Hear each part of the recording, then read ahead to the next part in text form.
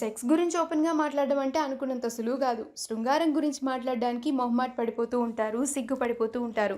అలాంటిది కొంతమంది హీరోయిన్స్ మాత్రం చాలా ఓపెన్‌గా సెక్స్ గురించి మాట్లాడతారు.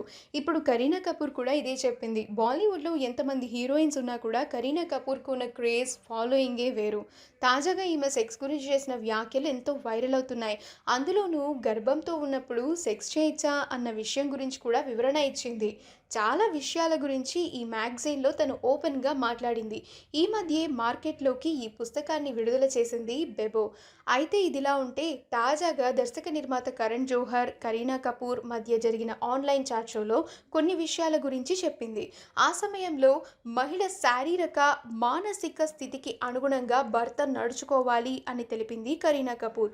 అలాంటి సమయంలో మహిళల నుంచి చాలా జాగ్రత్తగా ఉండాలని, వారి ఆరోగ్యం పట్ల ఎంతో శ్రద్ధ వహించాలని కూడా చెప్పింది.